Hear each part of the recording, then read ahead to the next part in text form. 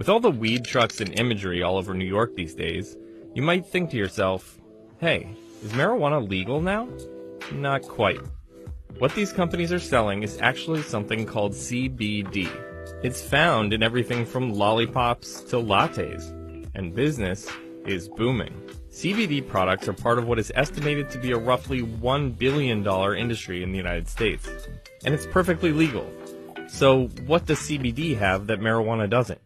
Fact of the matter is, we're kind of in the midst of the CBD craze right now. Martin Lee is the director of Project CBD, an educational platform that focuses on cannabis science and therapeutics.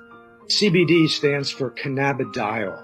That's a component of the cannabis plant that has significant therapeutic properties, but it's not intoxicating. It doesn't get you high like a THC. As it happens, not all cannabis plants are created equal. Take a look at these two varieties. One is marijuana, the other is hemp. One gets you high, the other doesn't. The key difference is what's on the inside. THC and CBD are the main components of the cannabis plant. THC is what makes you feel high, and marijuana plants are loaded with it. I don't know about y'all, but I can't even move. Hemp, on the other hand, has hardly any THC at all. But what it lacks in THC, it makes up for with higher amounts of CBD. Now, CBD won't get you high, but it does have a redeeming quality. It's legal. And at least according to the marketing, it has a relaxing effect.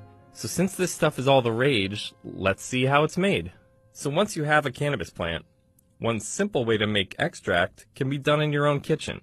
As simple as using olive oil or butter and heating the trim from the plant, or a little bit of the green material from the plant. Obviously, that's not very useful for mass industrial production to be cooking up something in your kitchen with butter and cannabis. But the more common way involves a specialized, complex machine.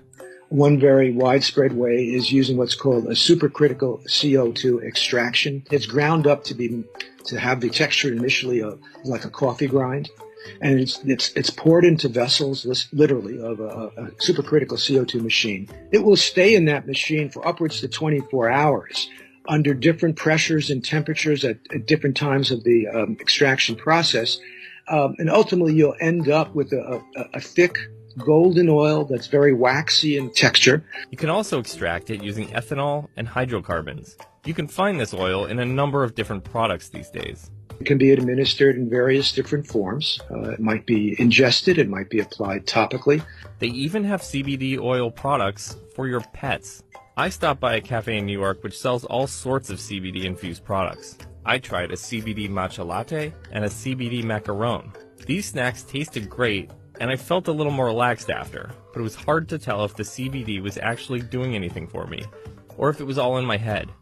Scientists are actually still trying to figure out exactly how CBD affects the body. So there really is a scientific basis for understanding why CBD can work, but we're still really a long way of mastering the hows. Still, CBD may have more benefits than just the relaxing afternoon. Some initial studies have shown that CBD can help with a number of different medical conditions. In fact, in June 2018, the FDA approved the first CBD drug, Epidiolex, which is used to treat epilepsy. So who knows? Perhaps we'll be seeing CBD in more places than just cannabis-decorated vans in the future.